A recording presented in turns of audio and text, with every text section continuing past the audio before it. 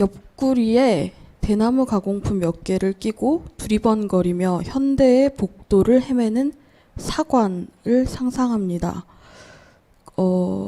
제가 쓸 때는 아마 교보빌딩에서 이 발표를 하게 되지 않을까 해서 복도라고 했는데, 오늘 현장감을 살려서 오늘 1층 로비를 지나오셨죠? 1층 로비에 어떤 그 고대의 사관, 그러니까 역사를 기록하는 어떤 관리가 있다고 한번 상상을 해보시면 좋겠습니다. 옆구리에 대나무 가공품이 몇 개가 들어있어요.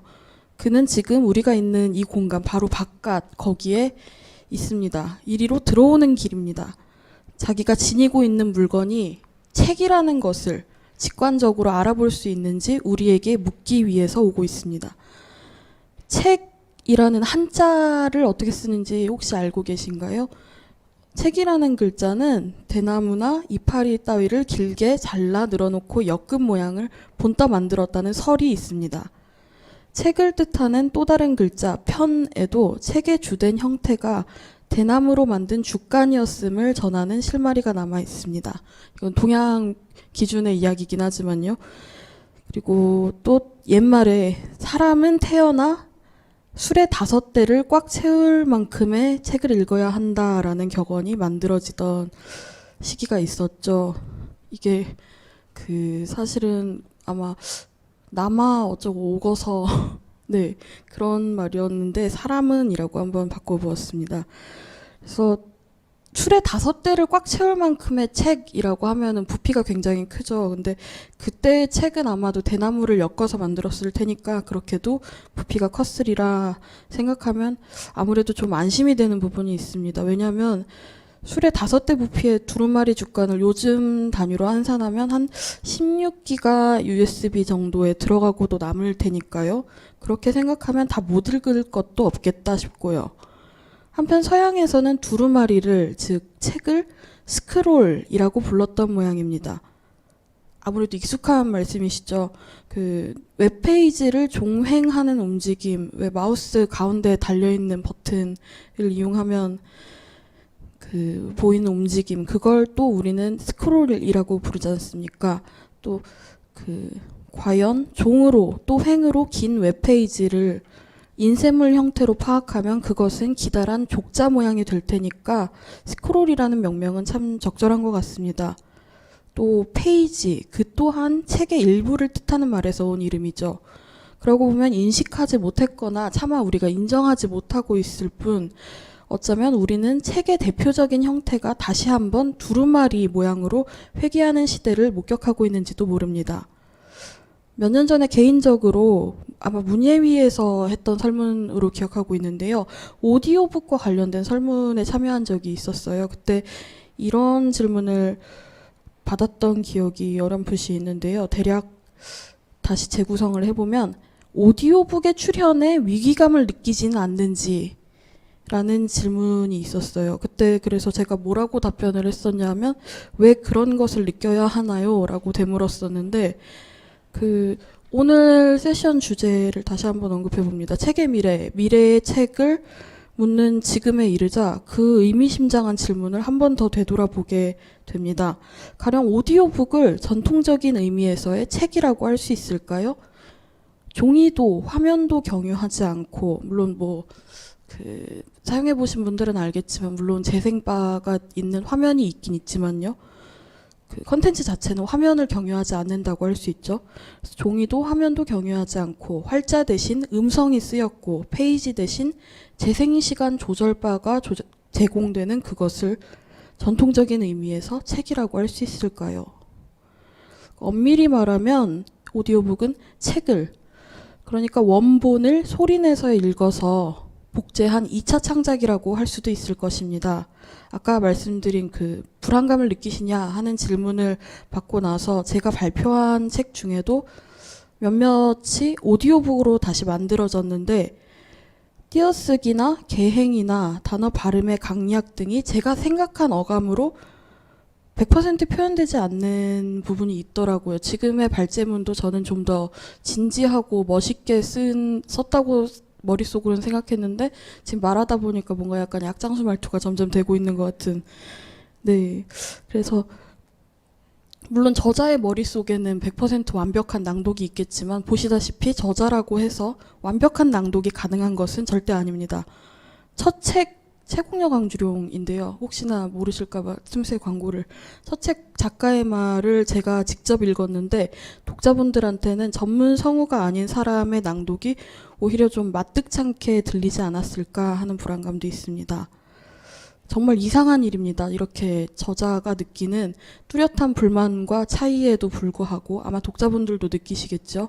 내용만큼은 텍스트북과 동일하다는 것이 정말 이상하다고 생각합니다.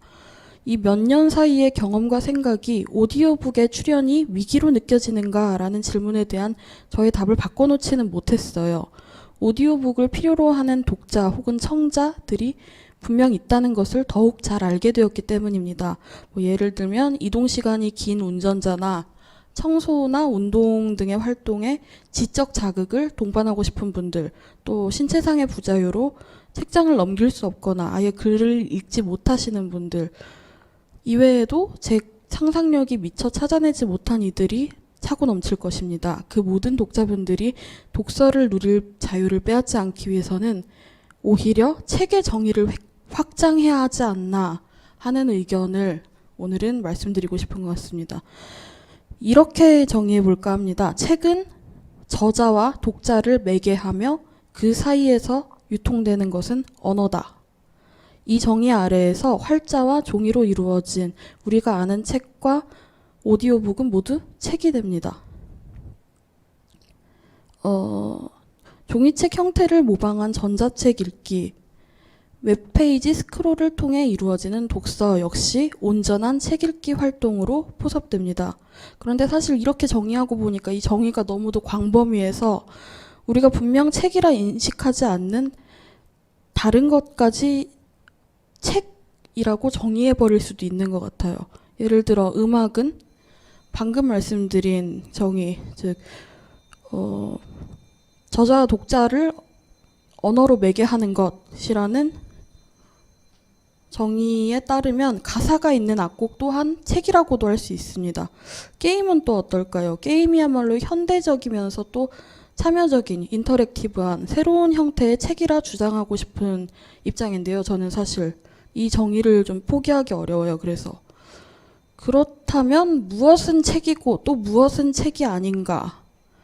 초창기 인터넷 소설을 혹시 기억하고 계신 독자님들이 여기 계실까요?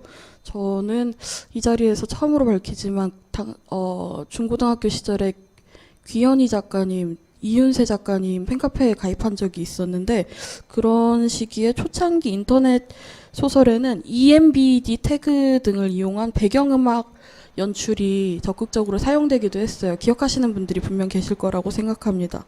이 같은 연출은 요즘 웹툰에서도 종종 등장하고요. 몇 년 전에는 혹시 옥수동 귀신이라는 웹툰을 기억하실는지 모르겠는데 플래시 애니메이션 연출을 도입한 웹툰이 독자들에게 새로운 충격을 주기도 했었지요. 이것들은 모두 웹 환경에서 제공되는 독서 경험을 극대화하기 위한 연출들입니다. 물론 종이책에는 도입되기 어려운 연출들이죠. 감상자들은 이런 연출이 도입된 종이 대신 모니터를 경유하는 매체를 본 활동 또한 독서의 일종으로 분명히 인식할 텐데 독서의 대상인 그것을 책이 아니라고 단언할 수 있을까요?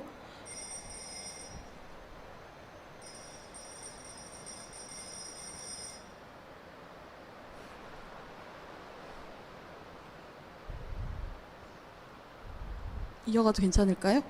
네. 네. 전통적인 의미의 책에서는 불가능한 연출이 사용되었기 때문에 그것을 책이 아니라고 부를 수 있을까에 대해서까지 말씀을 드렸고요. 거의 끝나갑니다. 한편 던전의 경우에는 어땠을까요? 제가 던전이라는 문학 플랫폼을 운영했었다라는 사실을 아까 그 소개에서도 박혜진 평론가님이 말씀해 주셨는데요. 던전에서는 이런 식으로 투고를 받았었어요. 시를 쓰는 작가의 경우에는 20편 내외의 시를 보내주시도록 안내를 했고요. 소설 또는 산문, 네, 소설을 비롯해서 산문을 쓰시는 작가분들의 경우 대략 200자 원고지 200매 또는 단편 소설 3편에 해당하는 원고를 20회로 분절해서 원고를 보내주시면 좋겠다라고 안내를 했었습니다. 그리고 공통적으로 작품집 제목을 지어야 했어요. 이걸 그 종이책 단위로 요즘 출판계에서 나오는 종이책의 단위로 환산을 하면은 시의 경우에는 현대문학 핀 시리즈나 아침달의 아침달 시선집, 또 소설로 쳤을 때는 잠과 모음 트리플 시리즈 또는 안전가옥 쇼트 시리즈하고 굉장히 유사한 분량 및 구성이 됩니다. 웹페이지에서의 텍스트 연재를 전제했으되 형태상 작가 한 사람당 한 권의 가상의 책을 만들었다고도 할 수 있는 것이지요. 어떤 면에서는 전전을 만들고 운영한 저나 서우준 대표나 박달의 시인이나 이유리 소설가 등 저희 운영진들이야말로 실제의 책, 펼치고 넘기는 종이로 만들어진 전통적인 책의 형식을 떠나는 그런 상상을 하기 어려운 사람들이기 때문이었을 것 같아요. 독자분들도 아마 마찬가지일 거라고 생각을 합니다. 전통적인 독서 양식을 성실히 체험하신 분들이야말로, 즉 책을 정말 많이 보신 분들이야말로 페이지를 넘기는 감각으로부터 아무래도 멀어지지 못하시는 것 같아요. 출판 문화의 대척점에 있는 듯 언급되곤 하는 웹소설 역시 아직은 손끝의 탭을 통해 페이지를 넘기는 형태가 주류를 이루고 있다는 사실이 전통적인 독서의 방식이 여전히 제왕적인 위치에 있음을 역설한다고 저는 생각합니다. 적당한 양의 활자 정보가 직사각형 모양 페이지에 담기는 형태, 그리고 그것을 넘겨야만 다음 이야기에 진입할 수 있는 방식, 그것이 아직은 저를 비롯해 가장 많은 독자들을 납득시킬 수 있는 진정한 독서로 통용되고 있는 것 같습니다. 이렇게 한번 정리해 볼까 합니다. 가능한 책의 형태는 여전히 무한한 미지의 영역에 있으나 아직은 책을 만드는 이들도, 책과 만나는 이들도 그 모든 상상에 이르지는 못했다라는 생각이 들어요. 빌 게이츠하고 엘빈 토플러가 종이 시대가 아마 2000년대 초반 정도면 끝날 거다라고 종이 시대의 종언을 예언한 바 있는데, 이건 제가 굉장히 좋아하는 실화 기반의 농담입니다. 지금도 우리는 종이를 쓰고 있고, 여기에도 지금 저는 그 PDF와 종이 프린트본을 함께 두고 보고 있는데요. 네. 수십 년 전에 이미 생을 마감할 것으로 예견되었었던 종이가 아직도 살아있다면 앞으로도 수백 년을 더 그러지 못하리란 법은 없을 것입니다. 아까 제가 시작할 때 약간 소설적으로 1층 로비를 헤매며 올라오고 있을, 아마 지금 비에 꼴딱 젖었겠지요. 상상된 사관 이야기를 했는데 그걸 한번 우리로 치환해 보았으면 합니다. 몇백 년 후의 미래에 갑자기 우리가 타임워프를 하는 거죠. 그리고 마침 가방 속에 있는 가로쓰기 종이책 몇 권을 미래의 독자들 앞에 보여줄 수 있게 되는 기회가 주어지는 것입니다. 거기서도 마침 또 미래의 책을 상상하는 세션이 열리고 있는 거죠. 근데 거기서 우리가 보여주는 가로쓰기 종이책을 본 미래인들은 이것이 책이다, 책의 전통적인 형태였다라는 것을 직관해낼 수 있을까요? 이 물건이 책이라는 것을. 이 상상의 답에 조금이나마 근접하고자 이 글을 썼지만 여전히 그것은 미지의 영역에 있고 저는 그 알 수 없음의 즐거움을 느낍니다. 감사합니다.